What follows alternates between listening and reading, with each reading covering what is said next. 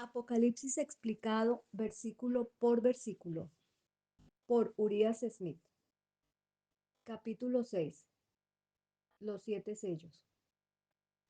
Apocalipsis capítulo 6, versículos 1 y 2. Y vi cuando el Cordero abrió uno de los sellos, y oí como si fuera el ruido del trueno, uno de los 4 bestias diciendo, ven y mira. Y vi, y he aquí un caballo blanco, y el que se sentaba sobre él tenía un arco, y se le dio una corona, y salió venciendo y para vencer. Habiendo tomado el libro, el Cordero procede de inmediato a abrir los sellos, y la atención del apóstol es llamado a las escenas que ocurren bajo cada sello. El número 7 ya ha sido notado como denotando en las escrituras lo completo y perfecto. Por lo tanto, los 7 sellos abarcan la totalidad de una cierta clase de eventos que llegan hasta el final del tiempo de prueba. Por eso decir, como hacen algunos, que los sellos denotan una serie de eventos que llegan quizás hasta la época de Constantino, y las 7 trompetas, otra serie, desde ese tiempo en adelante, no puede ser correcto. Las trompetas denotan una serie de eventos que ocurren al mismo tiempo que los eventos de los sellos, pero de un carácter completamente diferente. Una trompeta es un símbolo de guerra, por lo tanto, las trompetas denotan grandes conmociones políticas que tienen lugar entre las naciones durante la era del Evangelio. Los sellos denotan eventos de carácter religioso que contienen la historia de la Iglesia desde el comienzo de la era cristiana hasta la venida de Cristo. Los comentaristas han planteado una pregunta con respecto a la manera que estas escenas fueron representadas ante el apóstol. ¿Fue simplemente una descripción escrita de los acontecimientos la que se le leyó a medida que se abría a cada sello sucesivo? ¿O era una ilustración pictórica de los acontecimientos que contenían el libro y que se presentó ante él cuando se rompieron los sellos? ¿O fue una representación escénica la que pasó ante él, los diferentes actores saliendo y realizando sus papeles? El escritor Barnes decide a favor de llamarles ilustraciones pictóricas, porque piensa que una descripción meramente escrita no respondería al lenguaje del apóstol que expone lo que vio, y una mera representación escénica no podría tener ninguna conexión con la apertura de los sellos. Pero la opinión sostenida por el doctor Barnes, hay dos objeciones serias. Primero, se dijo que el libro contenía solo escrituras dentro, no ilustraciones pictóricas. Y segundo, Juan vio a los personajes que formaban las diversas escenas, no fijos e inmóviles sobre el lienzo, sino viviendo y moviéndose y participando activamente en las partes asignadas. La opinión que nos parece más coherente es que el libro contenía un registro de los acontecimientos que iban a suceder, y cuando se rompieron los sellos y el registro fue sacado a la luz, las escenas fueron presentadas ante Juan, no por la lectura de la descripción, sino por una representación de las que se describían en el libro que se hacía pasar ante su mente, en personajes vivos, en lugar donde la realidad iba a suceder, es decir, en la tierra. El primer símbolo, un caballo blanco y el jinete que lleva un arco y a quien se le da una corona y que sale venciendo y conquistando, es un emblema de los triunfos del Evangelio en el primer siglo de esta dispensación. La blancura del caballo denota la pureza de la fe en esa época, y la corona que se le dio al jinete y su ir conquistando y haciendo aún más conquistas, el celo y el éxito con el que la verdad fue promulgada por sus primeros ministros. A esto se objeta que los ministros de Cristo y el progreso del Evangelio no podrían ser representados adecuadamente por tales símbolos bélicos. Pero nos preguntamos, ¿por qué símbolos podría la obra del cristianismo ser menos representada cuando salió adelante como un principio agresivo contra los enormes sistemas del error con los que tuvo que lidiar al principio? El jinete de este caballo salió. ¿Dónde? Su comisión fue ilimitada. El Evangelio era para todo el mundo. Apocalipsis capítulo 6, verso 3 y 4. Y cuando él abrió el segundo sello, oí a la segunda bestia decir, ven y mira. Y salió otro caballo, que era rojo, y a aquel sentado sobre él se le dio poder para quitar la paz de la tierra y para que ellos se matasen unos a otros. Y le fue dado una gran espada. Tal vez la primera característica notable en estos símbolos es el contraste en el color de los caballos. Sin duda, esto está diseñado para ser significativo. Si la blancura del primer caballo denotaba la pureza del Evangelio en el periodo que cubre ese símbolo, el enrojecimiento del segundo caballo significaría que en este periodo esa pureza original comenzaba a corromperse. El ministerio de iniquidad ya operaba en los días de Pablo. Y la profesa Iglesia de Cristo, al parecer ahora, estaba tan corrompida por ella como para requerir este cambio del color del símbolo. Empezaron a surgir errores. La mundanalidad hizo su entrada. El poder eclesiástico buscó la alianza del mundo secular. El resultado fueron problemas y conmociones. El espíritu de este periodo quiso alcanzar su clímax cuando llegamos a los días de Constantino, el primer emperador romano, presuntamente cristiano, cuya conversión al cristianismo está fechada por el escritor Mosheim en el año 323 después de Cristo. De este periodo, el doctor Rice comenta: representa un periodo secular o unión de la Iglesia y el Estado.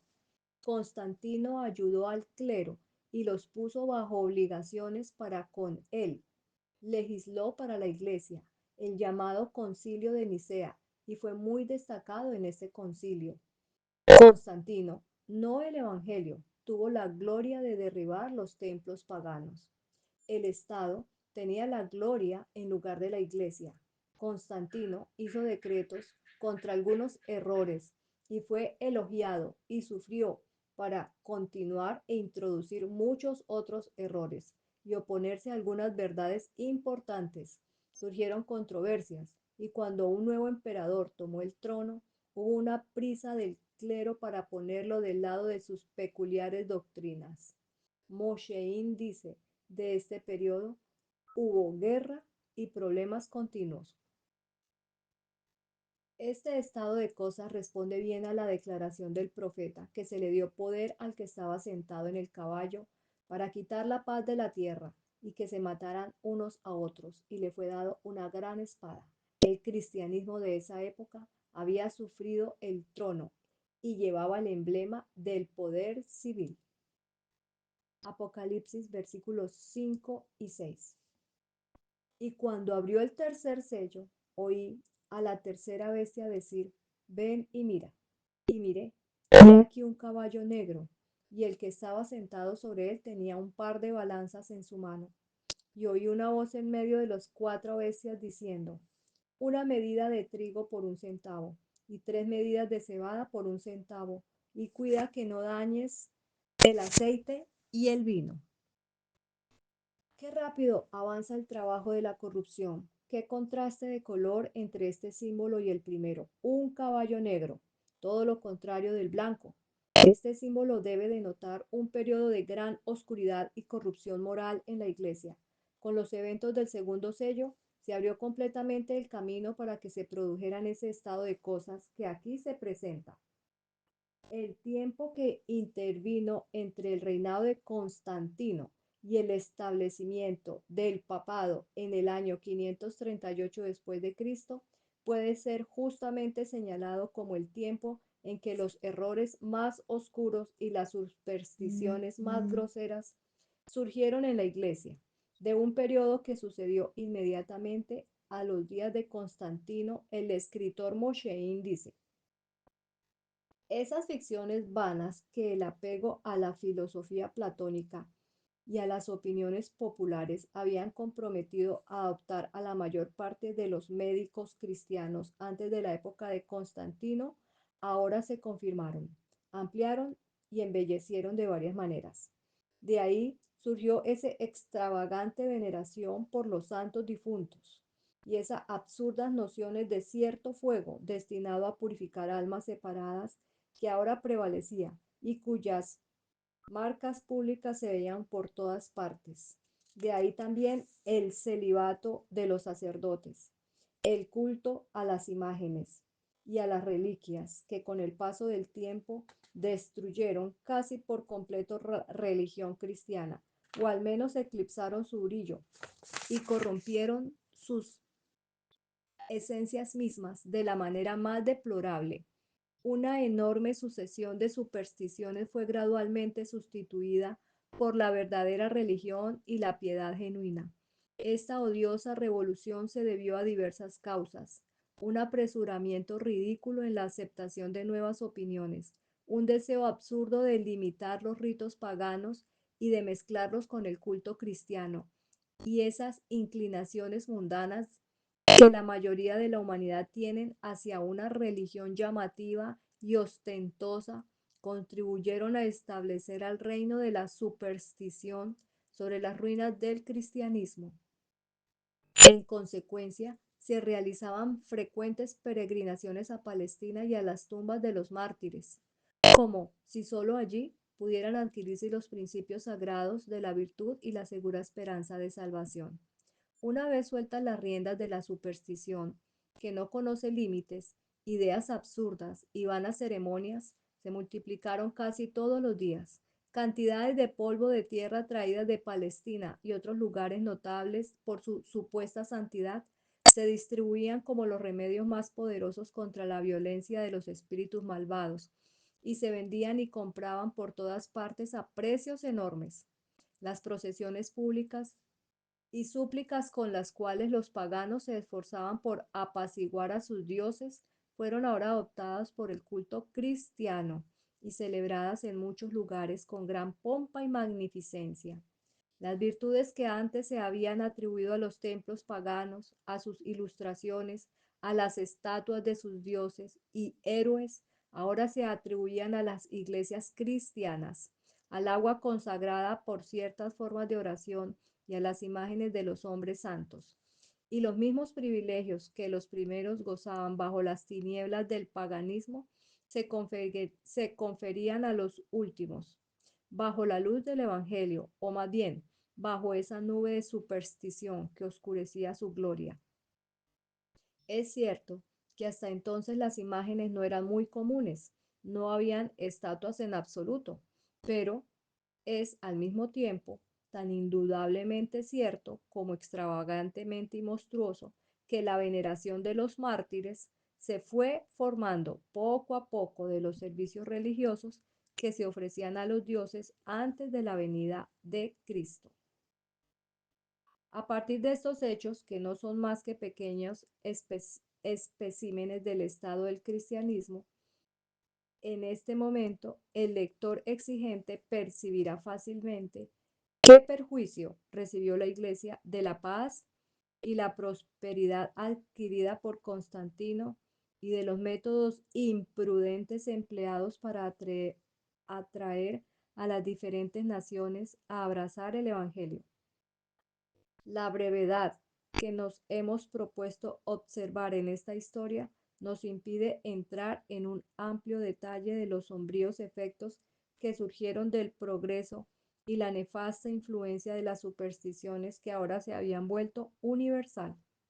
De nuevo dice, se necesitaría un volumen entero para enumerar las diversas fraudes que los astutos truhanes practicaban con éxito para engañar a los ignorantes, cuando la verdadera religión estaba casi enteramente sustituida por la horrenda superstición. Este extracto del escritor Mosheim de Historia Eclesiástica siglo IV, parte 2, capítulo 3, contiene una descripción del periodo cubierto por el caballo negro del tercer sello, que corresponde exactamente a la profecía. En ella se ve cómo el paganismo se incorporó al cristianismo y cómo durante este periodo el falso sistema que dio lugar al establecimiento del papado rápidamente tomó forma hasta alcanzar sus perfiles completos y maduró en toda su deplorable perfección de fuerza y estatura. Explicación. Las balanzas. Las balanzas denotaban que la religión y el poder civil estarían unidos en las personas que administrarían el poder ejecutivo y en el gobierno, y que reclamarla la autoridad judicial tanto en la Iglesia como en el Estado. Esto fue cierto entre los emperadores romanos desde los días de Constantino hasta el reinado de Justiniano, cuando él dio el mismo poder judicial al obispo de Roma. Explicación del trigo y la cebada. Las medidas de trigo y cebada por 1 centavo denotan que los miembros de la Iglesia estarían ansiosamente absortos tras los bienes mundanos, y el amor al dinero sería el espíritu predominante de los tiempos, porque se desharían de cualquier cosa a cambio de dinero. Explicación del aceite y el vino.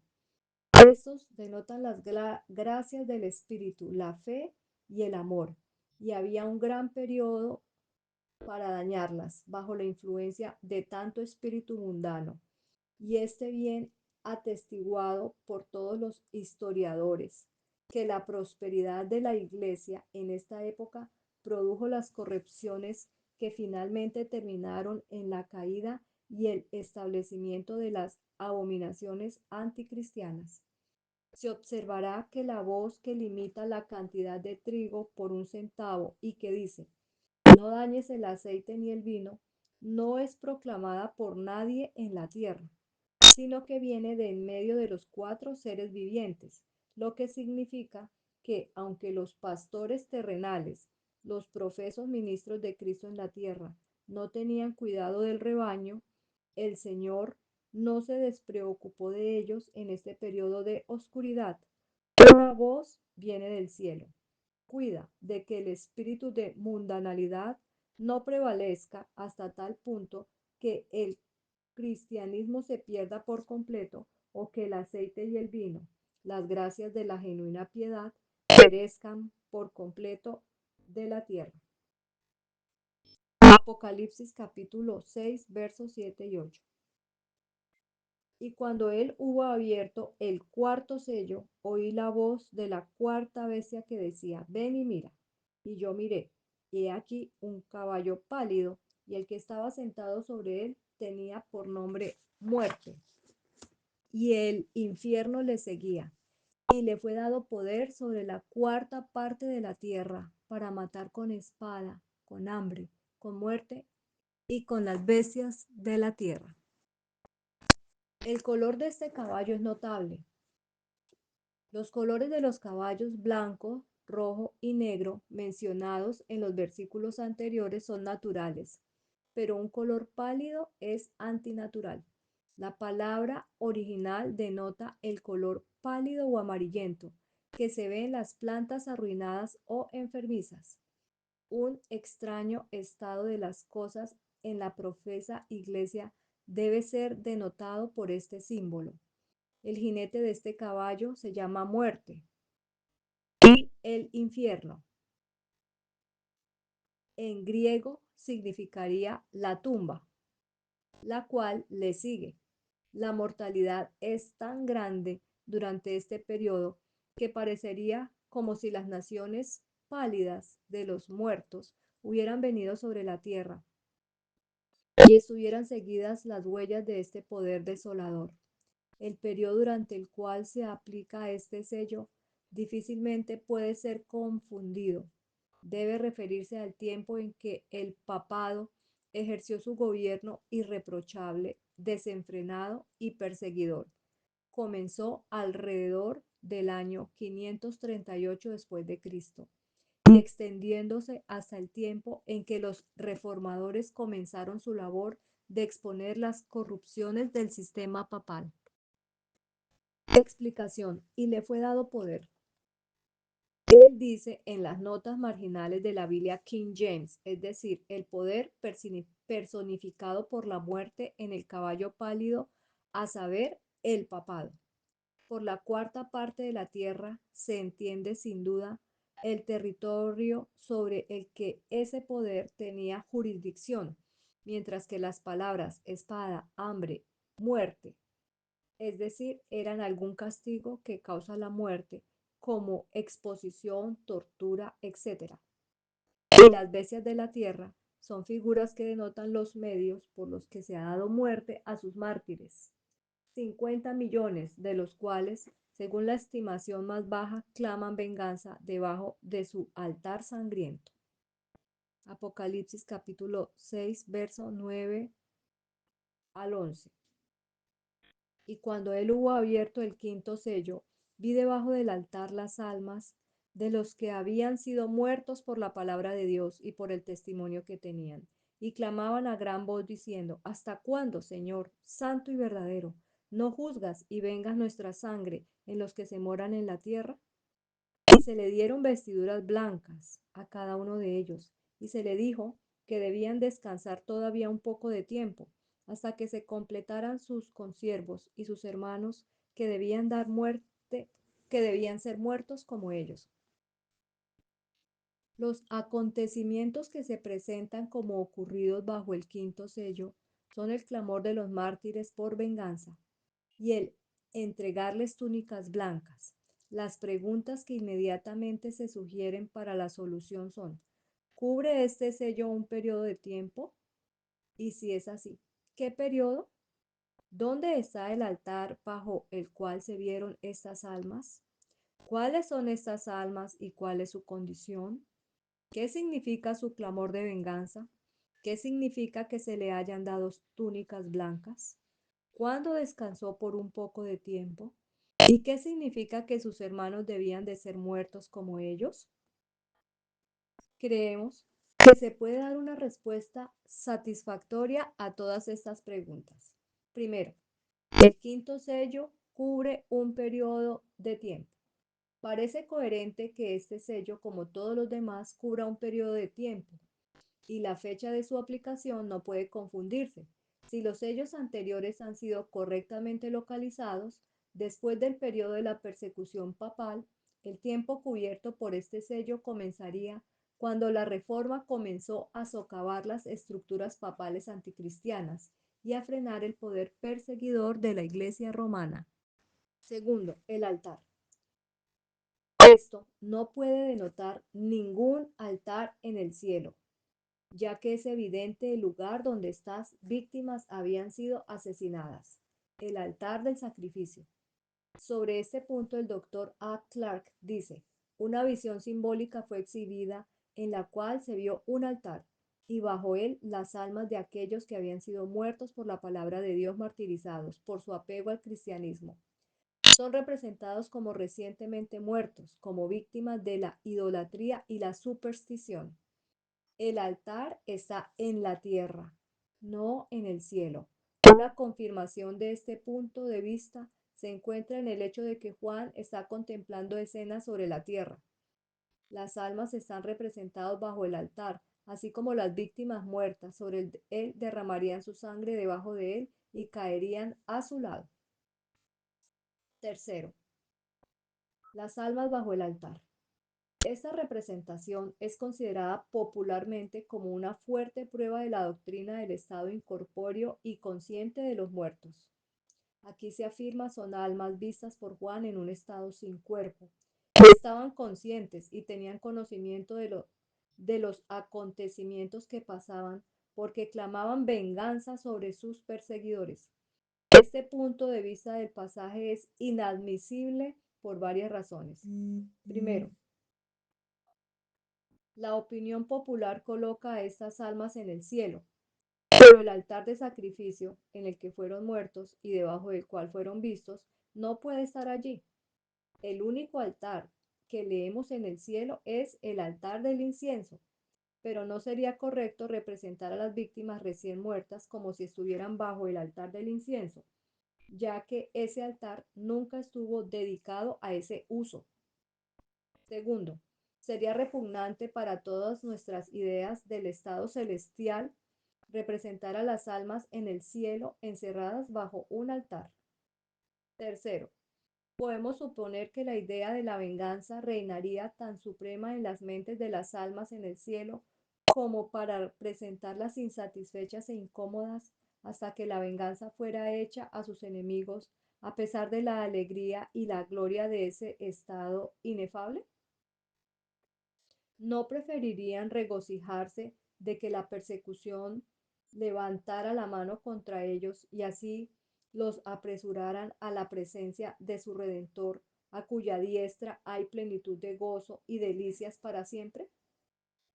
Pero además, la opinión popular que pone a esas almas en el cielo pone a los malvados al mismo tiempo en el lago de fuego, retorciéndose en un tormento indecible y a la plena vista de la hueste celestial.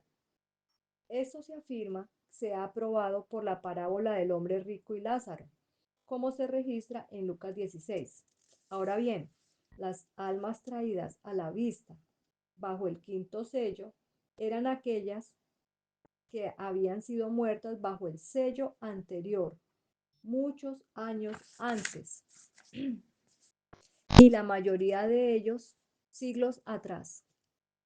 Sin lugar a duda, sus perseguidores habían salido del escenario de acción y según el punto de vista considerado, estaban sufriendo todos los tormentos del infierno justo ante sus ojos. Sin embargo, como si no estuvieran satisfechos con esto, claman a Dios como si estuvieran retrasando la venganza contra sus asesinos. ¿Qué mayor venganza podrían desear? O si sus perseguidores todavía no estuvieran en la tierra, deben ser, deben saber que en unos pocos años como máximo se unirían a la vasta multitud que diariamente atraviesa la puerta de la muerte hacia el mundo de la aflicción. Su amabilidad no se ve mejorada ni siquiera por esta suposición. Una cosa al menos es evidente. La teoría popular sobre la condición de los muertos justos y malvados no puede ser correcta, o la interpretación que generalmente se da a este pasaje no es correcta, porque se devoran los unos a los otros. Pero se insiste que estas almas deben de estar conscientes, pues claman a Dios. Este argumento tendría peso si no existiera la figura lingüística de la personificación.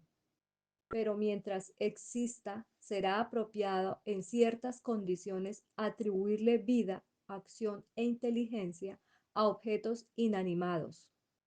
Así se dice que la sangre de Abel clamó a Dios desde la tierra. Génesis capítulo 4 versos 9 y 10. La piedra clamó desde el muro y la viga de la madera le contestó.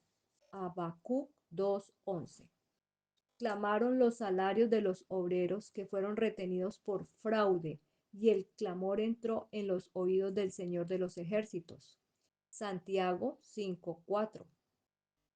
Así que las almas mencionadas en nuestro texto podrían clamar y no por ello demostrar que eran conscientes. La incongruencia de la opinión popular sobre este versículo es tan evidente que Albert Barnes, escritor, hace la siguiente concesión. No debemos suponer que esto ocurrió literalmente y que Juan realmente vio las almas de los mártires bajo el altar, pues toda la representación es simbólica. Tampoco hemos de suponer que los heridos y los agraviados en el cielo realmente oren por venganza sobre aquellos que lo agraviaron, o que los redimidos en el cielo continuaran orando con referencia a las cosas en la tierra. Pero de esto se puede deducir que había un recuerdo tan real de los agravios de los perseguidos, los heridos y los oprimidos, como si tal oración se ofreciera allí, y que el opresor tiene tanto que temer de la venganza divina como si aquellos a quienes ha herido debieran clamar en el cielo, el Dios que escucha la oración y que toma venganza. En pasajes como este, el lector es engañado por la definición popular de la palabra alma. A partir de esta definición, es llevado a suponer que este texto habla de una esencia no material, invisible e inmortal en el hombre, que se eleva a su codiciada libertad cuando muere su obstáculo y estorbo, el cuerpo mortal. Ninguna ocasión en la que aparezca la palabra en el original hebreo o griego puede sostener tal definición. La mayoría de las veces, alma significa vida y no pocas veces se traduce como persona. Se aplica tanto a los muertos como a los vivos, como puede verse con referencia a Génesis capítulo 2, versículo 7, donde la palabra viviente no tiene por qué haberse expresado si la vida fuera un atributo inseparable del alma. Y en Números 19:13, donde la concordancia hebrea dice alma muerta. Además, estas almas oran para que su sangre pueda ser vengada, un artículo que el alma no material, como se entiende popularmente, no se supone que posea.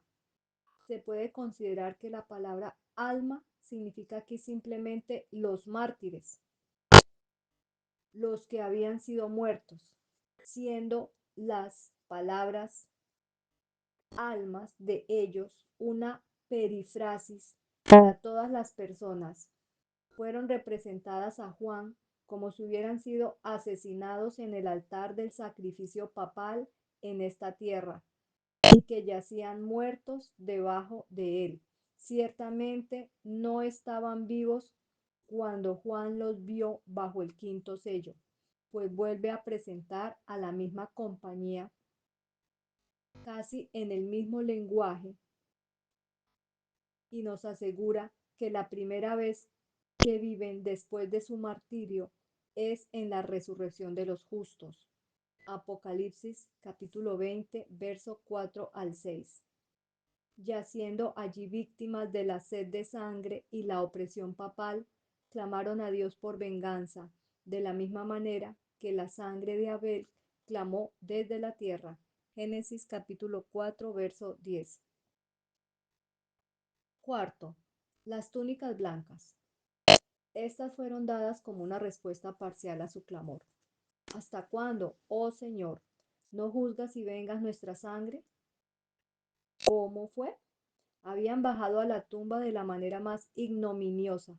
Sus vidas habían sido mal representadas, sus reputaciones empañadas, sus nombres difamados, sus motivos calumniados y sus tumbas cubiertas de vergüenza y reproche, como si contuvieran el polvo deshonroso de los personajes más viles y despreciables. Así la Iglesia de Roma, que entonces moldeaba el sentimiento de las principales naciones de la tierra, no escatimó para convertir a sus víctimas en algo aborrecible para toda carne. Pero la reforma comenzó su trabajo. Se empezó a ver que la Iglesia era el bando corrupto y de mala reputación, y aquellos contra los que desahogaba su rabia eran los buenos, los puros y los verdaderos. La obra continuó entre las naciones más ilustradas. La reputación de la Iglesia descendió y la de los mártires subió, hasta que las corrupciones de las abominaciones papales quedaron completamente expuestas, y ese enorme sistema de iniquidad se presentó ante el mundo en toda la desnuda deformidad, mientras que los mártires fueron vindicados de todas las calumnias bajo las cuales esa iglesia anticristiana había tratado de enterrarlos. Entonces se vio que habían sufrido, no por ser viles y criminales, sino por la palabra de Dios y por el testimonio que tenían. Aplaudió su fortaleza, se honró sus hombres y se atesoraron sus recuerdos. Así se le dio a cada uno de ellos túnicas blancas. Quinto, la pequeña temporada. La cruel obra del romanismo no cesó del todo. Incluso después de que la obra de la reforma hubiera extendido y se hubiera establecido, la Iglesia aún tenía que sentir no pocos estallidos terribles de odio y persecución romanas. Multitudes más serían castigadas como herejes y se unirían al gran ejército de mártires. La plena reivindicación de su causa se retrasaría un poco, y durante este tiempo Roma añadió cientos de miles a la varia multitud y vasta de cuya sangre ya se había vuelto culpable. Pero el espíritu de persecución fue finalmente refrenado. La causa de los mártires fue reivindicada y la pequeña temporada del quinto sello llegó a su fin. Apocalipsis capítulo 6, verso 12 al 17. Y miré, y cuando él hubo abierto el sexto sello, y aquí hubo un gran terremoto, y el sol se volvió negro como saco de silicio, y la luna se volvió como sangre, y las estrellas del cielo cayeron sobre la tierra, así como una higuera echa sus higos prematuros cuando es sacudida por un fuerte viento. Y el cielo se apartó como un pergamino cuando se enrolla, y toda montaña e isla fueron removidos de su lugar, y los reyes de la tierra, y los grandes, y los ricos, y los capitanes, y los poderosos, y todo siervo, y todo libre, se escondieron en las cuevas y en las peñas de las montañas. Y dijeron a las montañas y peñas, caed sobre nosotros y escondednos del rostro de aquel que está sentado en el trono, y de la ira del Cordero, porque ha llegado el gran día de su ira. ¿Y quién podrá estar de pie? Tales son las escenas solemnes y sublimes que suceden bajo el sexto sello, y un pensamiento bien calculado para despertar en cada corazón un intento de interés en las cosas divinas, es la consideración de que estamos viviendo ahora en medio de los acontecimientos trascendentales de este sello, como se verá a continuación. Entre el quinto y sexto sello parece haber un cambio repentino y total en el lenguaje, pasando de lo altamente figurativo a lo estrictamente literal. Cualquiera que sea la causa de este cambio, no se puede negar el cambio en sí mismo. Por ningún principio de interpretación puede hacerse que el lenguaje de los sellos anteriores sea literal, ni se puede hacer que el lenguaje de este sea más fácilmente figurativo. Por lo tanto, debemos aceptar el cambio, aunque no podamos explicarlo. Sin embargo, hay un gran hecho sobre el que queremos llamar la atención. Sería en el periodo cubierto por este sello que las porciones proféticas de la palabra de Dios debían de ser reveladas, y muchos correrían de un lado a otro, o prestarían su atención diligente a la comprensión de estas cosas, y por lo tanto el conocimiento sobre esta parte de la palabra de Dios se incrementaría grandemente, y sugerimos que puede ser por esta razón que se produce el cambio en el lenguaje aquí, y que los eventos de este sello ocurren en un momento en que estas cosas serían plenamente comprendidas. No se expresan en figuras, sino que se presentan ante nosotros en un lenguaje sencillo e inequívoco. Explicación del gran terremoto. El primer evento de este sello, quizás el que marca su apertura, es un gran terremoto. Como el cumplimiento más probable de esta predicción, nos referimos al gran terremoto que ocurrió el 1 de noviembre de 1755, conocido como el terremoto de Lisboa. De este terremoto, el señor Sears escribe en su libro Maravillas del Mundo en la página 50, 58 y 381. El gran terremoto del 1 de noviembre de 1755 se extendió sobre una extensión de al menos 4 millones de millas cuadradas.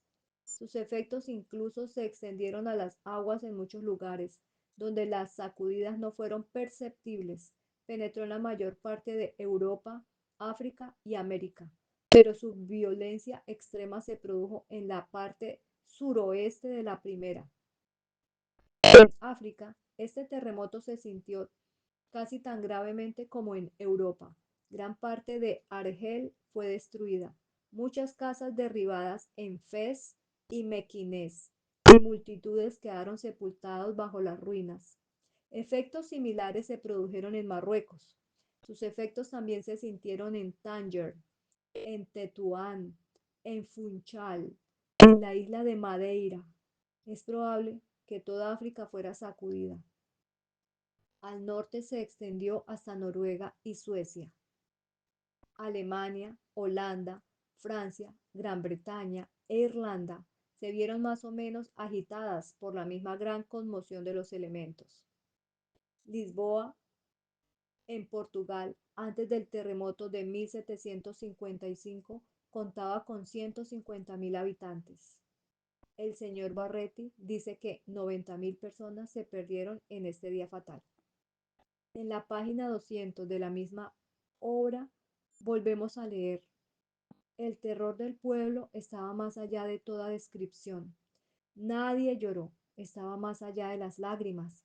Corrieron de aquí para allá, delirantes de horror y asombro, golpeándose en la cara y el pecho, llorando: misericordia, el mundo se acaba. Las madres se olvidaron de sus hijos y corrieron cargadas de imágenes, de crucifijos. Desafortunadamente, muchos corrieron a las iglesias en busca de protección, pero en vano se expuso el sacramento. En vano las pobres criaturas abrazaron los altares e imágenes. Sacerdotes y personas quedaron sepultados en ruina común.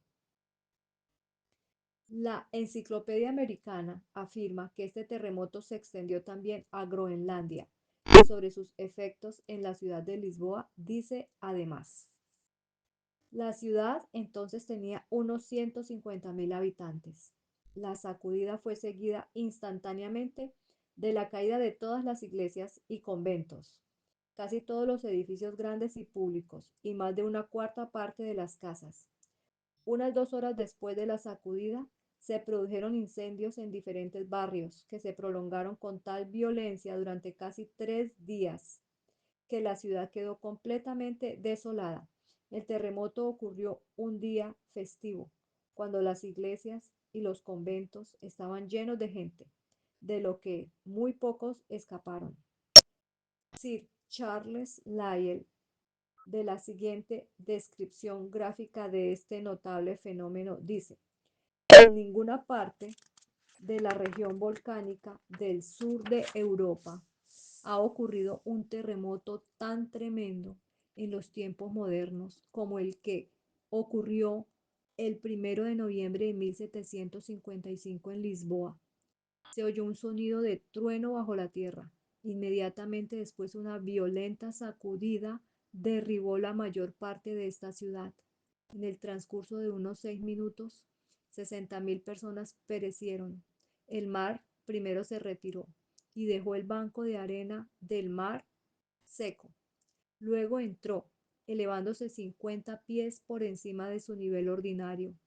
Las montañas de Arrábida, Estrella, Julio, Marván y Sintra, que son algunas de las más grandes de Portugal, fueron impetuosamente sacudidas, como si tratara de sus propios cimientos, y algunas de ellas se abrieron en sus cimas, las que se partieron y rajaron de manera sorprendente, arrojando enormes porciones de ella a los valles subyacentes. Se cuenta que de estas montañas salían llamas, que se supone eran eléctricas. También se dice que humeaba, pero vastas nubes de polvo pueden haber dado lugar a esta apariencia. Las circunstancias más extraordinarias que ocurrieron en Lisboa durante la catástrofe fue el hundimiento del nuevo muelle, construido enteramente de mármol a un costo inmenso. Una gran explanada de personas se había reunido allí por seguridad, como un lugar donde podrían estar fuera del alcance de los escombros que caían. Pero de repente el muelle se hundió con toda la gente que estaba en él, y ninguno de los cuerpos muertos flotó jamás a la superficie. Un gran número de barcos y pequeñas embarcaciones ancladas cerca de él, todas llenas de gente, fueron tragadas como un remolino. Ningún fragmento de estos naufragios volvió a la superficie, y en muchos relatos se afirma que el agua en el lugar donde se encontraba el muelle era insondable, pero Whitehurst dice que comprendió que era de 100 brazas. En este caso, debemos suponer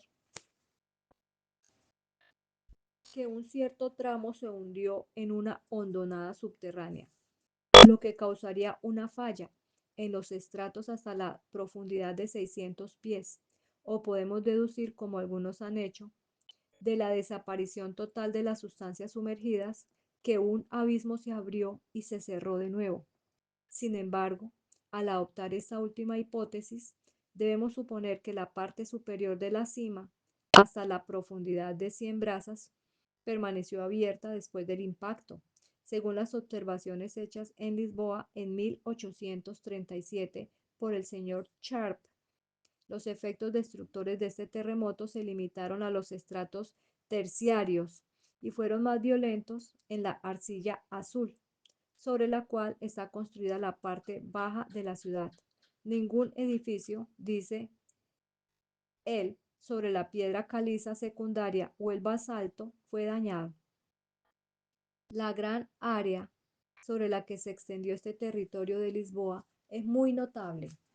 El movimiento fue más violento en España, Portugal y el norte de África, pero casi toda Europa e incluso las Indias occidentales sintieron la sacudida el mismo día. Un puerto marítimo llamado Sante Urbes, a una serie de 20 millas del sur de Lisboa, fue tragado.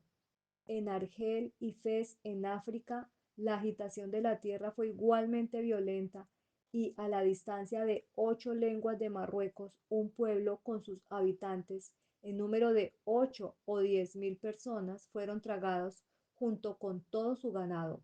Poco después la tierra se cerró de nuevo sobre ellos. La sacudida se sintió en el mar, en la cubierta de un barco del oeste de Lisboa, y produjo la misma sensación que en tierra firme. Frente a San Lucas, el capitán del buque Nancy sintió que su barco se sacudía tan violentamente que pensó que había tocado tierra, pero al levantar el plomo encontró una gran profundidad de agua.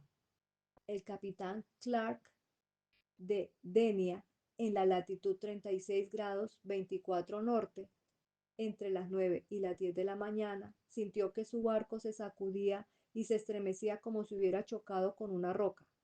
Otro barco a 40 leguas al oeste de San Vicente experimentó una conmoción tan violenta que los hombres fueron lanzados 1 pie y medio perpendicularmente desde la cubierta.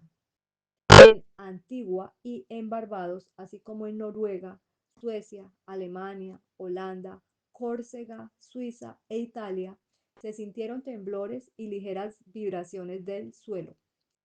La agitación de lagos, ríos y manantiales en Gran Bretaña fue notable. En Loch Lomond, en Escocia, por ejemplo, el agua, sin la menor causa aparente, subió hasta sus orillas y luego bajó por debajo de su nivel habitual. La mayor altura perpendicular de este oleaje fue de 2 pies y 4 pulgadas. Se dice que el movimiento de este terremoto fue ondulatorio y que viajó a razón de 20 millas por minuto. Una gran ola barrió la costa de España y se dice que fue de 60 pies de altura en Cádiz. En Tánger, en África, subió y bajó 18 veces en la costa, en Funchal, en Madeira. Se elevó 15 pies perpendiculares por encima de la marea, de máxima marea, a pesar de que la marea sube y baja allí 7 pies. Estaba entonces en medio del descenso. Además de entrar en la ciudad y causar grandes estragos, desbordó otros puertos marítimos de la isla. En Kinsale, en Irlanda, una masa de agua se precipitó en el puerto, rodeó varios barcos y se metió en el mercado. Ya se ha dicho que el mar se retiró por primera vez en Lisboa, y esta retirada del océano de la costa al comienzo de un terremoto y su posterior regreso con una ola violenta es un hecho común para explicar un fenómeno. El fenómeno. Mitchell imagina un hundimiento en el fondo del mar por la cesión del techo de alguna cavidad, como consecuencia de un vacío producido por la condensación del vapor. Dicha condensación, observa, podría ser el primer efecto de la introducción de una gran masa de agua en fisuras y cavidades ya llenas de vapor, antes de que se hubiera habido tiempo suficiente para que el calor de la lava incandescente convirtiera un suministro tan grande de agua en vapor, lo que al lograrse pronto provoca una expulsión mayor. Si el lector mira en su atlas los países mencionados anteriormente, verá la gran parte de la superficie de la Tierra que fue agitada por esta terrible convulsión. Otros terremotos pueden haber sido tan severos en localidades particulares, pero ninguno otro del que tengamos constancia que combine una extensión tan grande con tal grado de severidad como se ha sentido jamás en la Tierra. Ciertamente reúne todas las condiciones necesarias para constituirse en un acontecimiento adecuado para marcar la apertura del sello. Explicación. El oscurecimiento del Sol. Tras el terremoto se anuncia que el Sol se oscureció como una tela de saco de silicio. Esta parte de la predicción también se ha cumplido. No es necesario entrar aquí en un relato detallado del maravilloso oscurecimiento del Sol del 19 de mayo de 1780. Es de suponer que la mayoría de las personas de lectura general han visto algún relato al respecto. Las siguientes declaraciones separadas de diferentes autoridades escritoras darán una idea de su naturaleza. Primero, el día oscuro del norte de América fue uno de esos maravillosos fenómenos de la naturaleza que siempre se leerán con interés, pero que la filosofía no sabe explicar. Segundo, en el mes de mayo de 1780 hubo un día terrible, oscuro en Nueva Inglaterra, cuando todos los rostros parecían ennegrecidos y la gente estaba llena de miedo. Hubo una gran angustia en la aldea donde vivía Edward Lee. Los corazones de los hombres desfallecían por el temor de que el día del juicio final estaba cerca, y todos los vecinos se congregaron alrededor del hombre santo, quien pasó las horas sombrías en ferviente oración por la multitud angustiada. Tercero, se encendieron velas en muchas casas, los pájaros guardaron silencio y desaparecieron. Las aves del corral se retiraron a descansar. La opinión general era que el día del juicio final estaba cerca. Cuarto, la oscuridad era tal que provocó que los agricultores dejaran su trabajo en el campo y se retiraran a sus viviendas. Las luces se volvieron necesarias para realizar negocios dentro de la casa y la oscuridad continuó durante todo el día. Quinto, los gallos cantaban como al amanecer y todo tenía el aspecto y la penumbra de la noche. La alarma producida por el inusual aspecto de los cielos fue muy grande. Sexto, era la oscuridad de la medianoche del mediodía. Miles de personas que no podían explicarlo por causas naturales estaban enormemente aterrorizadas y de hecho arrojó una penumbra universal sobre la tierra. Las ranas y los halcones nocturnos comenzaron sus notas. 7. Ocasionalmente se ha conocido días similares, aunque inferiores en el grado de extensión de su oscuridad. La causa de esos fenómenos son desconocidos. Ciertamente no fueron el resultado de eclipses.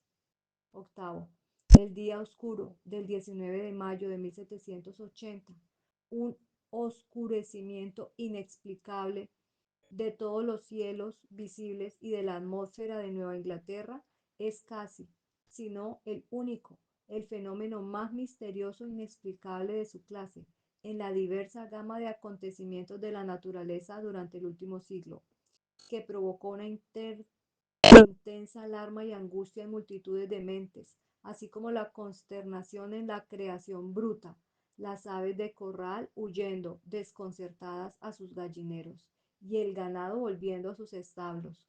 En efecto, miles de personas de bien de aquella época se convencieron plenamente de que había llegado el fin de todo lo terrenal. La extensión de esta oscuridad fue también muy notable. Se observó en las regiones más orientales de Nueva Inglaterra, hacia el oeste, hacia la parte más lejana de Connecticut y en Albany, hacia el sur. Se observó a lo largo de la costa marítima y hacia el norte, hasta donde se extendían los asentamientos americanos.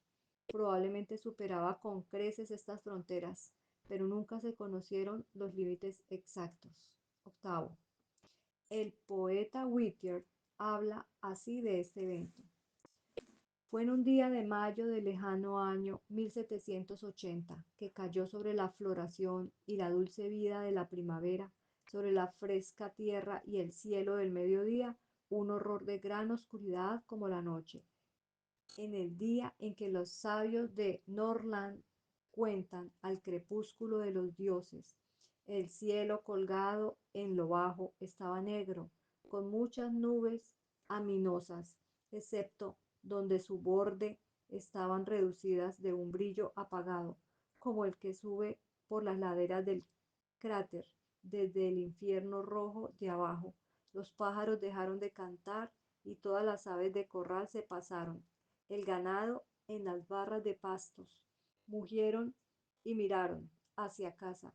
Los murciélagos con alas de cuero revolotearon por todas partes. Los sonidos de labor murieron. Los hombres oraron y las mujeres lloraron. Todos los oídos se agudizaron para oír el toque de la trompeta que rompía el cielo negro, para que el terrible rostro de Cristo pudiera mirar desde las nubes desgastadas, no como miraba a un huésped amoroso en Betania, sino severo, como la justicia y la ley inexorable. El siguiente día oscuro más notable comparado con el de 1780 fue en 1762. De estos, el señor Devens habla como sigue.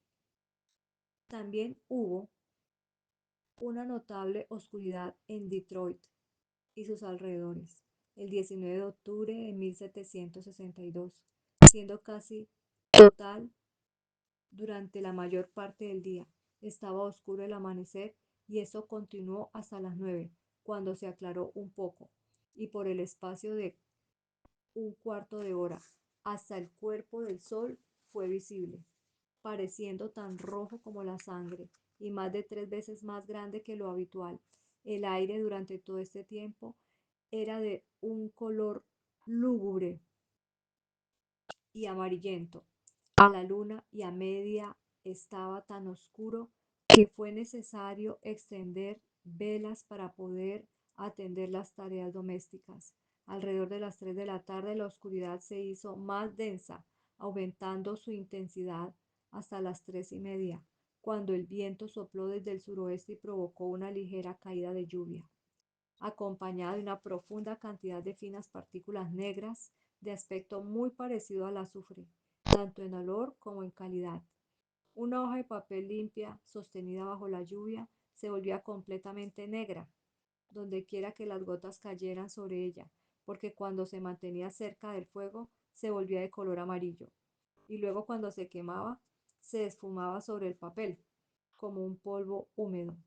Esas partículas de polvo volvían tan negro todo aquello sobre lo que caían que incluso el río estaba cubierto de una espuma negra que cuando se retiraba de la superficie se asemejaba a la espuma de jabón, con la diferencia de que era más grasienta y su color tan negro como la tinta. A las 7 de la tarde el aire era más claro. Este fenómeno se observó en toda una vasta región del país, y aunque se hicieron varias conjeturas sobre la causa de tan extraordinario suceso, se le atribuyó al mismo grande al misterio de 1780, confundiendo la sabiduría incluso de los más doctos filósofos y hombres de la ciencia. Nótese que esta oscuridad también cae dentro del tiempo especificado en la profecía para el acontecimiento de esta señal, es decir, entre los años 1755 y 1798.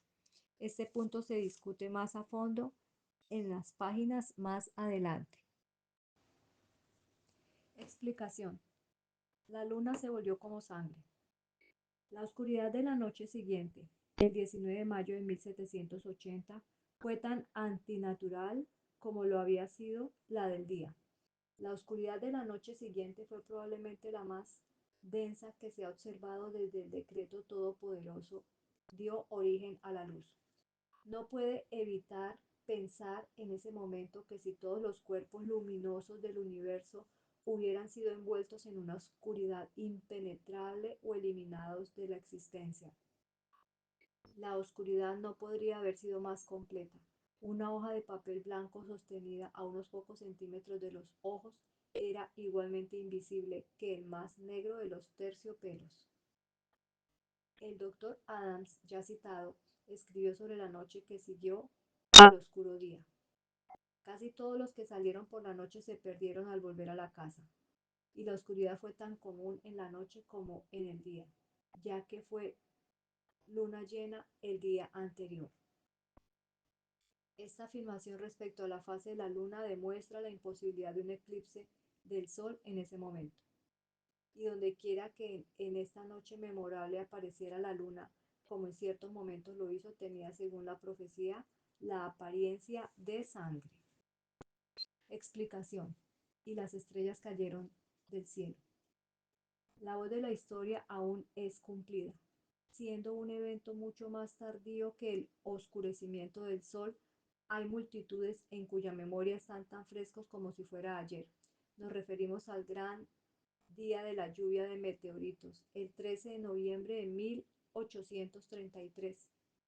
Sobre este punto, unos pocos extractos serán suficientes. Al grito de "mira por la ventana", salí de un profundo sueño y con asombro vi el este iluminado como el amanecer y los meteoros. Llamé a mi esposa para que mirara, y mientras se vestía exclamó: "Mira cómo caen las estrellas".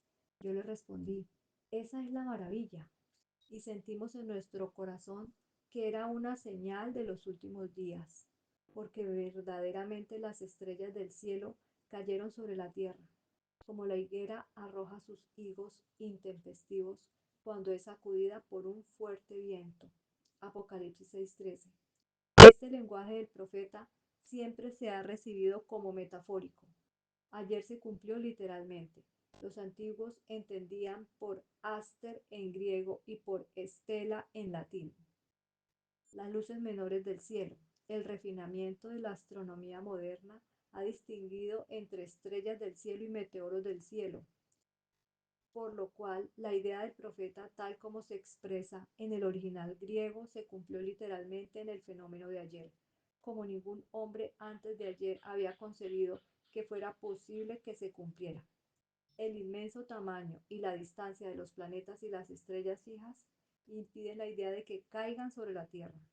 Los cuerpos más grandes no pueden caer en miriadas sobre un cuerpo más pequeño, y la mayoría de los planetas y todas las estrellas fijas son muchas veces más grandes que nuestra Tierra, pero estas cayeron hacia la Tierra. ¿Y cómo cayeron? Ni yo ni nadie de la familia hemos oído ningún informe. Si tuviéramos que buscar un símil en la naturaleza, no podríamos encontrar uno tan adecuado para ilustrar la apariencia de los cielos como el que Juan utiliza en la profecía antes citada. Las estrellas del cielo cayeron sobre la tierra. No eran láminas, ni copos, ni gotas de fuego, sino lo que el mundo entiende por estrellas que caen. Y uno que hablaba con su compañero en medio de la escena decía: "Mira cómo caen las estrellas". Y el que oía no se detenía a corregir la astronomía del interlocutor, como tampoco respondería: "El sol no se mueve", a quien le dijera: "El sol está saliendo". Las estrellas cayeron como la higuera arrojan sus higos intempestivos cuando es sacudida por un fuerte viento. He aquí la exactitud del profeta. Las estrellas que caían no provenían como de varios árboles sacudidos, sino de uno solo. Las que aparecieron en el oriente cayeron hacia el oriente, las que aparecieron en el norte cayeron hacia el norte, las que aparecieron en el occidente cayeron hacia el occidente, y las que aparecieron en el sur, pues salí de mi residencia al parque, cayeron al sur, y no cayeron como caen las frutas maduras, ni mucho menos, sino que volaron fuera siendo arrojadas, como la inmadura que al principio se niega a abandonar la rama y cuando bajo una violenta presión se desprende del agarre, vuela velozmente en línea recta, descendiendo y en la multitud que cae unas se cruzan con otras al ser arrojadas con más o menos fuerza, pero cada una cae en su propio lado del árbol. Se sabe que en los tiempos modernos han ocurrido extensas y magníficas lluvias de estrellas fugaces en varios lugares, pero la más universal y maravillosa de la que tienen constancia es la del 13 de noviembre de 1833, en la que todo el firmamento, sobre todo en los Estados Unidos, estuvo durante horas en una ardiente conmoción.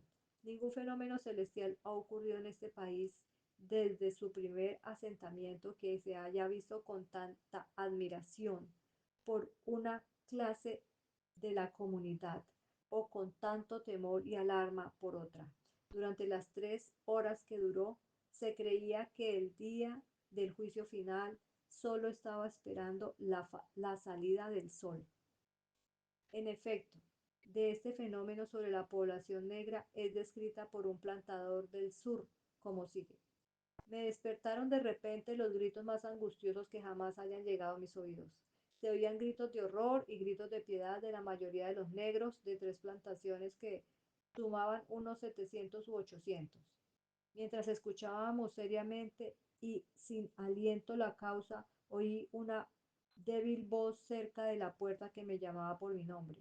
Me levanté y tomando mi espada me puse en la puerta.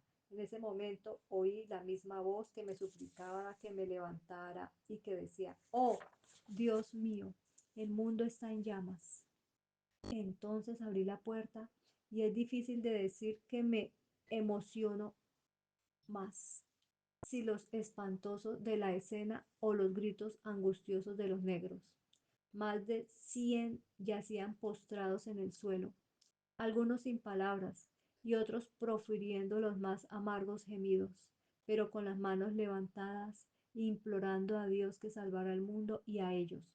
La escena era verdaderamente espantosa, pues nunca había caído una lluvia tan intensa como la de los meteoros hacia la tierra, al este, al oeste, al norte y al sur. Era lo mismo. Es una palabra, todo el cielo parecía en movimiento. Arago calcula que no menos de 240.000 meteoros fueron visibles al mismo tiempo sobre el horizonte de Boston, y de la terriblemente grandiosa y sublime fue jamás contemplado por el hombre el día del firmamento descendiendo en torrentes de fuego sobre la oscura y rugiente catarata. El primer caso de caída de estrellas digno de mención, aunque otros de importancia local y menor pueden ser mencionados antes, y tuvo lugar en 1799. Ya nos hemos referido al gran espectáculo de 1833, el más brillante de todos los registrados. Sobre la extensión de esta lluvia, el profesor Olmsted de Yale College, un distinguido meteorólogo, dice: la extensión de lluvia de 1833 fue tal que cubrió una parte nada despreciable de la superficie terrestre, desde la mitad del Atlántico en el este hasta el Pacífico en el oeste, desde la costa norte de Sudamérica hasta las regiones indefinidas entre las posesiones británicas. En el norte la exhibición fue visible y en todas partes presentó casi toda la misma apariencia. De ello se desprende que esta exposición se limitó exclusivamente al mundo occidental.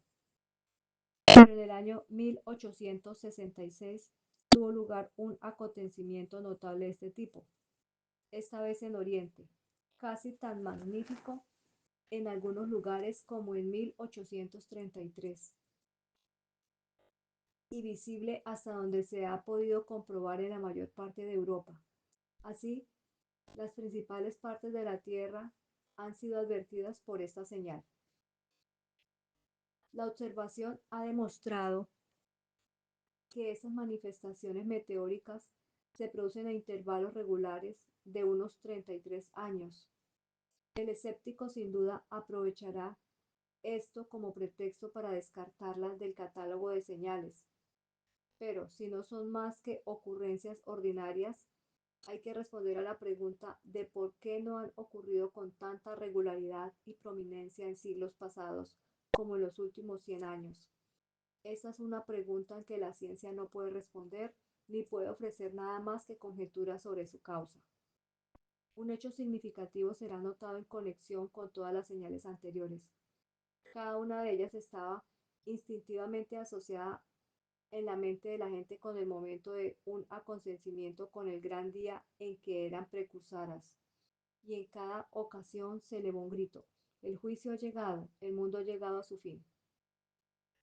Pero el oponente responde, estos fenómenos en el Sol, la Luna y las estrellas no pueden ser señales del fin, porque han habido muchos como tales ocurrencias, y señalando unos 10 y otros periodos de notable oscuridad, además del de 1780, y en varias ocasiones en que han caído estrellas o lluvias meteóricos, preguntan con un aire de triunfo, ¿cuál tomaremos por señal? Los siguientes hechos demostrarán que no se trata de una representación fantasiosa de la oposición. En 1878,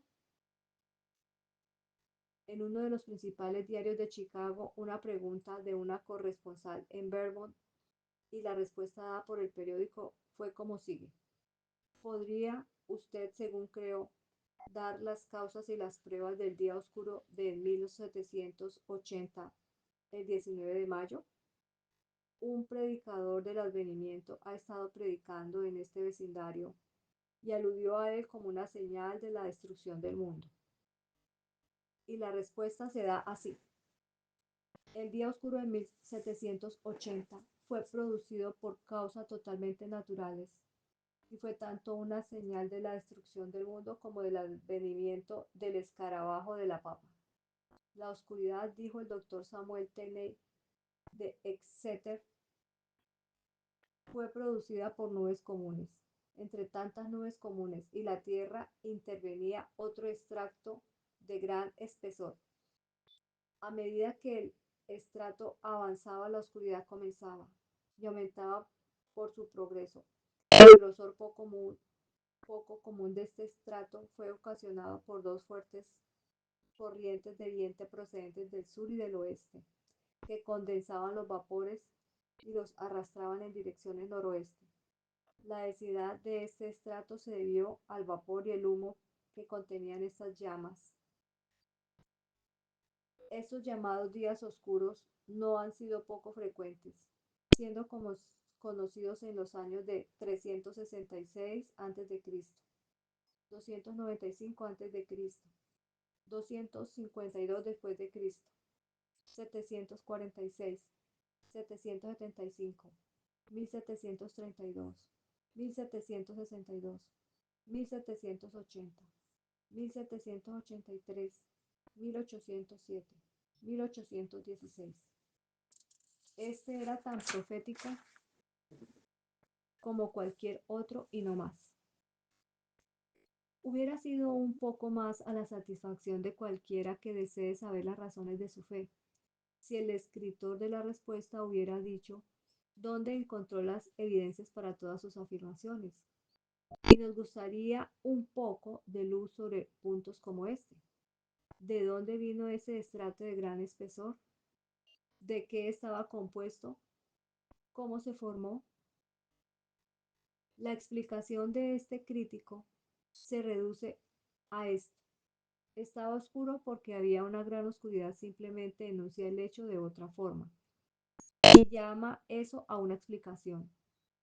Su propia afirmación necesita una explicación tan real como aquella a la que se refiere. El espesor fuera de lo común del estrato fue causado por dos fuentes corrientes de viento, etc. ¿Cómo es que los vientos llegaron justo en ese momento y justo cuando habían vapores de condensar? ¿Y qué causó los vapores? Entonces, ¿cómo podrían las corrientes del oeste y del sur atraer los vapores en dirección noroeste? La filosofía, como les asignaría en tales circunstancias una dirección noroeste. Nuestro amigo debe tener cuidado, o hará que el día oscuro sea un fenómeno mayor de lo que nunca hemos afirmado que es. Pero además, nos preguntamos, ¿cómo según la respuesta anterior puede cumplirse la palabra de nuestro Señor Dios? Dice que el sol se oscurecerá y se refiere al sol literal, pues habla de los hombres y las cosas de la tierra en contraste con Lucas 21:25. Y él dice que cuando se oscurece así es una señal del fin, porque cuando vemos que estas cosas se cumplen, nos dicen que debemos saber que está cerca, incluso a las puertas. Pero según el escritor de lo anterior, nunca puede haber ninguna señal de esta naturaleza. Declara que nunca la ha habido en el pasado, y suponiendo que tal fenómeno se produjera de nuevo, sería una señal, no a sus ojos, porque la hipótesis de los vapores, los vientos, las leyes naturales y los sucesos comunes volarían instantáneamente a sus labios burlones. Pero algo de este tipo ha de constituir una señal, porque el Señor mismo lo ha declarado. Y nos gustaría preguntar al objetor en qué debería diferir un oscurecimiento del sol del de 1780 para responder a la profecía y constituir una señal. También se argumenta que ha habido muchos eventos de este tipo, por lo que no puede ser una señal. Y siete días oscuros son mencionados por nuestro escritor antes de 1780 y tres desde entonces, para los cuales sin embargo se olvidó de dar su autoridad. Pero, ¿cómo es que nadie le ha prestado atención a estos días ni han hecho ningún relato de ellos? ¿Y por qué es que todos se fijan en el 19 de mayo de 1780 como el único digno de mencionar, especialmente dándole a modo de distinción el título de El día oscuro? La respuesta es obvia. Ocupa una posición preeminente en este sentido. Se eleva muy por encima de todos los demás, como el más notable y digno de mención por sus terribles fenómenos. Pero no se nos deja decidir el asunto solo a partir de esta evidencia, porque nuestro Señor no solo nos ha dicho que tal evento debe ocurrir como una señal de su venida, sino que también nos ha dicho cuándo debe ocurrir, inmediatamente después de la tribulación de aquellos días. Dice Mateo. Marcos es más preciso y dice, en aquellos días, después de la tribulación, el sol se oscurecerá. Marcos 13:24. Los días son los días de la supremacía papal, los 1260 años desde el 538 hasta 1798. La tribulación es la opresión de los cristianos con el poder católico, hasta que fue frenada por la hora de la Reforma. Se puede decir que los 2 años del cierre de ese siglo cesó a mediados del siglo XVIII y los días terminaron. Por los términos fijados en la profecía nos encontramos con un periodo de unos 50 años de duración que termina en 1798, en el que hay que esperar ese oscurecimiento del sol, que iba a ser una señal de la propia pronta venida del Señor. Nuevamente el oscurecimiento del sol iba a ser el segundo gran evento que tendría lugar bajo el sexto sello, Apocalipsis 6:12. El primero y el que marcó la apertura de este sello fue un gran terremoto, demostrando ser en comparación con los sellos precedentes el gran terremoto de Lisboa del 1 de noviembre de 1755. Entre este punto y el final del periodo papal en 1798, el sol se oscurecerá como señal del fin. Aquí estamos encerrados en un periodo de tiempo positivo que solo 43 años de duración, en el cual debemos buscar el oscurecimiento del sol, que fue el tema de la predicción. Ahora bien, No importa si nuestros oponentes reclamaran 7000 días oscuros en lugar de 7, cada uno tan notable como el de 1780. No afectaría la predicción de la señal en lo más mínimo. No importa cuántos ni qué tipo de días oscuros hayan habido en otras épocas. Buscamos uno que iba a tener lugar en ese breve periodo especificado por la señal predicha. Fijamos nuestros ojos en ese tiempo. ¿Y qué contemplamos? Encontramos no solo el oscurecimiento del sol, como se había predicho, sino que encontramos un día oscuro tan notable como todos los demás, que se establece a modo de preeminencia como el día oscuro, mientras que en la historia general todos los demás pasan en silencio. Desde un punto de vista es muy extraño que la gente puede pasar por alto consideraciones de esta naturaleza, que son tan decisivas en esta cuestión. Desde otro punto de vista, no lo es. Lo que un hombre no quiere ver no puede ser fácil, no puede muy fácilmente dejar de verlo. Pero entendemos que la falta tanto de inclinación como de capacidad es explicada por el profeta Daniel cuando dice: los impíos harán maldades y ninguno de los impíos entenderá. Del día oscuro, el diccionario Webster, edición de 1884, página 1604, dice: día oscuro. El 19 de mayo de 1780, llamado así por una notable oscuridad en ese día que se extendió por toda Nueva Inglaterra. En algunos lugares las personas no podían ver hasta leer la letra común al aire libre durante varias horas seguidas. Los pájaros, los pájaros cantaban su canto vespertino, desaparecían y se silenciaban las aves de corral e iban a acostarse. El ganado buscaba el corral y las velas se encendían en las casas. El oscurecimiento comenzó alrededor de las 10 de la mañana y continuó hasta la mitad de la noche siguiente, pero con diferencia de grado y duración en diferentes lugares. Durante varios días anteriores, el viento había sido variable, pero principalmente del suroeste y del noreste. No se conoce la verdadera causa de este notable fenómeno. Mientras que el erudito editor del Western testifica tan positivamente que la verdadera causa del fenómeno es desconocida, es notable la ligereza con la que muchas mentes menores proceden a ofrecer sus explicaciones y explican el fenómeno por causas naturales. Los que vivieron en aquella época y tuvieron por lo menos tan buena oportunidad de observar todas sus extrañas características y manifestaciones antinaturales como las personas de la época actual, se llenaron de asombro ante el suceso y durante años, mientras sobrevivieron todos los que vieron, fueron incapaces de explicarlo. Pero sus hijos degenerados, la generación maravillosamente sabia del presente, que vive a más de 100 años del momento de la ocurrencia y que nunca han visto nada de este tipo, asumen explicarlo con toda la facilidad y despreocupación con las que se nos dirían que 2 y 2 son 4.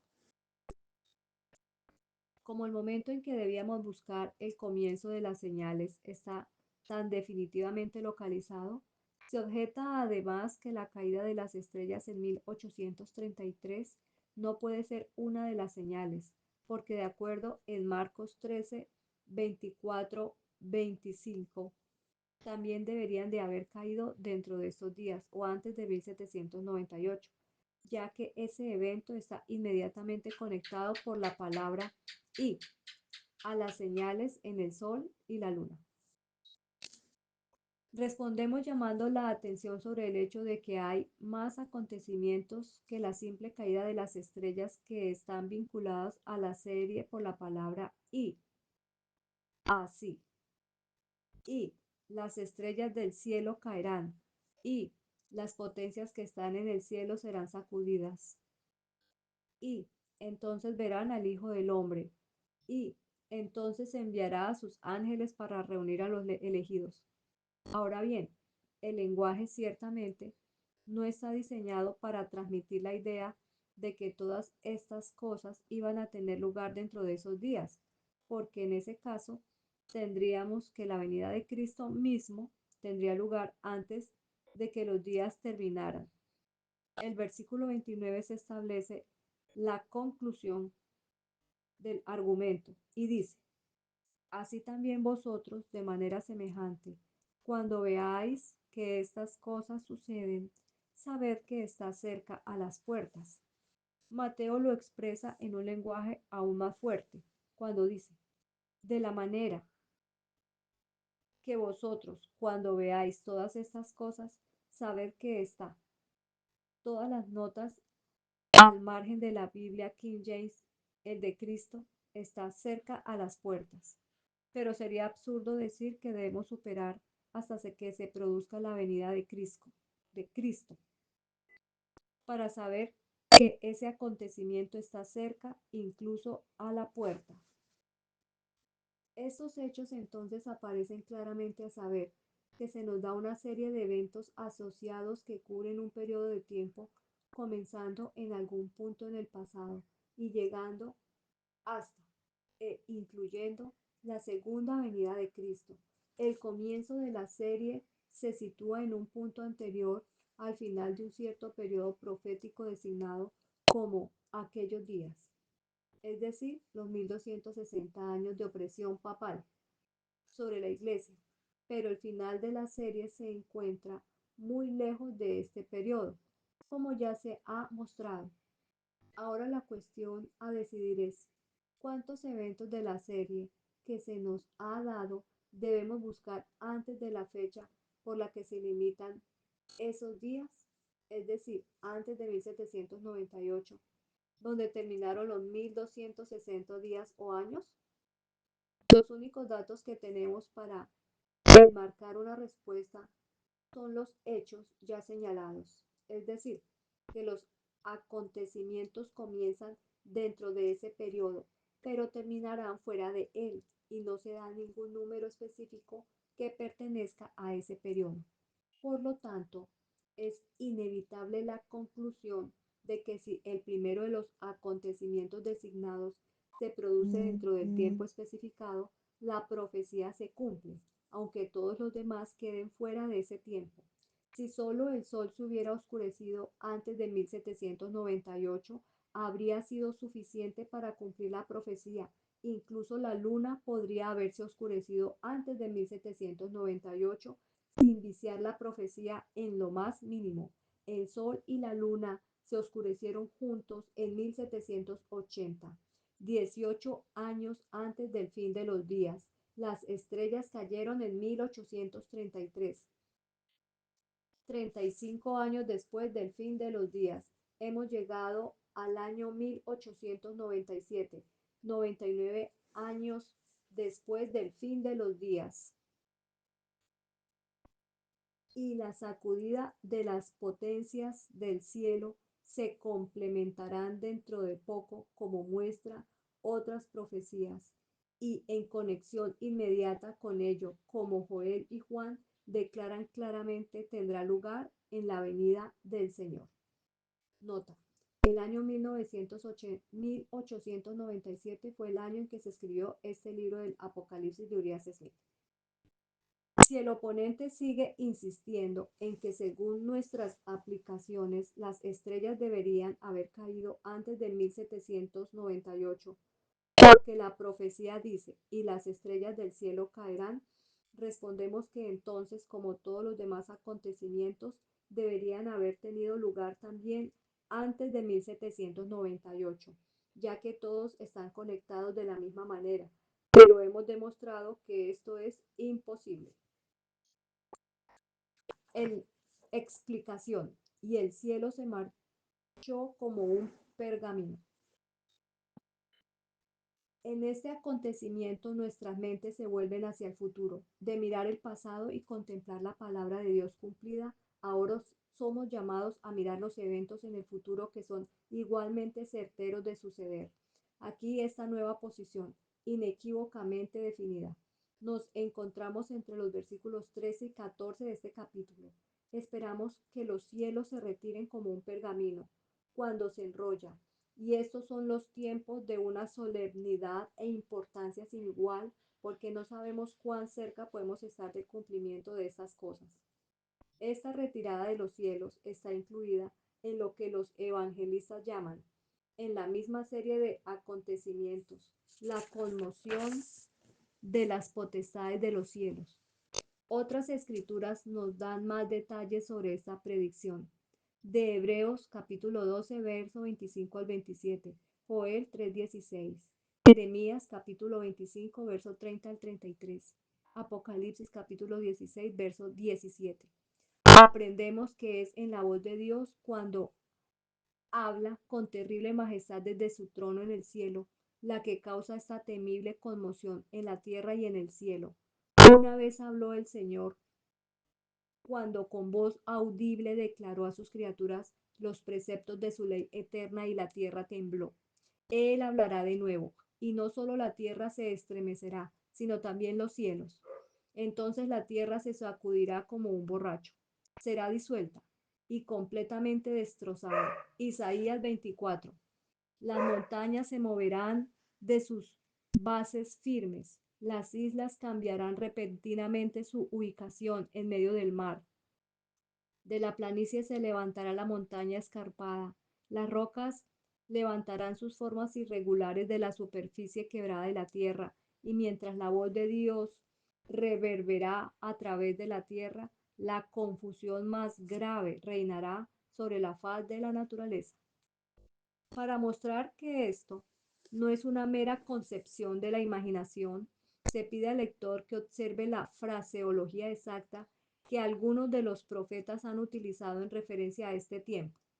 Isaías 24, versos 19 y 20 dice: La tierra está totalmente quebrantada, la tierra será enteramente desmenuzada, la tierra se conmoverá sobremanera, la tierra se tambaleará como un borracho y será removida como una cabaña, y su transgresión será pesada sobre ella, y caerá y no se levantará. Jeremías 4, 23, 27. En un lenguaje estremecedor, describe la escena de la siguiente manera. Mira la tierra, y he aquí que estaba, y he aquí que estaba sin forma y vacía, y los cielos, y estos no tenían luz. Miré los montes, y he aquí que temblaban, y todas las colinas se movían con ligereza. Miré, y he aquí que no había nombres, y todas las aves de los cielos huyeron, porque así ha dicho el Señor, toda la tierra será desolada. Entonces se romperá efectivamente el sueño de seguridad carnal del mundo. Los reyes que embriagados con su propia autoridad terrenal nunca han soñado con un poder más alto que ellos mismos, ahora se dan cuenta de que hay uno que reina como rey de reyes. Y los grandes hombres contemplan la vanidad de toda pompa terrenal, porque hay una grandeza por encima de la tierra, y los ricos arrojan su plata y su oro a los topos y a los murciélagos, porque no podrán salvarlos en ese día. Y los capitanes se olvidan de su pequeña y breve autoridad, y los hombres poderosos de su poderío, y todos los siervos que están sometidos aún a la peor esclavitud del pecado, y todos los libres, todas las clases de malvados, desde los más altos hasta los más bajos, se unen en el lamento general de consternación y desesperación. Los que nunca oraron a aquel cuyo brazo podía traer la salvación, ahora elevan una oración agonizante a las rocas y a las montañas, para que los entierren para siempre de la vista de aquel cuya presencia les trae la destrucción. Desean evitar cosechar lo que han sembrado con una vida de lujuria y pecado. Desean evitar ahora el temido tesoro de la ira que ha estado acumulando para sí mismos contra ese día. Desearían enterrarse a sí mismos y a su catálogo de crímenes en la oscuridad eterna, y por eso huyen hacia las rocas, las cuevas, las cavernas y las fisuras de la superficie rota de la tierra presentada ahora ante ellos. Pero es demasiado tarde. No puede ocultar su culpa ni escapar de tan demorada venganza. Será en vano invocar rocas y montañas caigan sobre nosotros, porque su mano descubrirá todo en ese día. El día en que pensaron que nunca llegaría, por fin los ha tomado como una trampa, y el lenguaje involuntario de sus angustiados corazones es: el gran día de su ira ha llegado, ¿y quién podrá resistir? Antes de que sea llamado por las temibles escenas de este tiempo, te rogamos, lector, que prestes tu más seria y sincera atención en este tema. Muchos desprecian ahora la institución de la oración, pero en un momento u otro todos los hombres orarán, Los que ahora no oran a Dios en penitencia, entonces orarán a las rocas y a las montañas en desesperación. Y esa será la mayor reunión de oración jamás celebrada. Mientras lees estas líneas, piensa si te gustaría tener parte en esto. Mucho mejor que cese la guerra desigual, mientras el perdón, la esperanza y la paz puedan ser aún encontrados. Ni precipitarse más sobre el escudo labrado del Todopoderoso, sino ceder arrepentido y todas vuestras armas de rebeldía molidas. Mejor ahora orar en amor que orar pronto en temor. Invocadle mientras Él espera para escuchar. Así que en el final venidero, cuando el cielo partido caiga, las huestes angélicas asistan al Señor del cielo altísimo, ante cuyo rostro se desgarra la tierra sólida, podrás mirar en él a un amigo omnipotente y descansar con seguridad bajo sus alas protectoras, en medio de la ruina de todas las cosas terrenales. Libro del Apocalipsis por Urias Smith, capítulo 6. Bendiciones.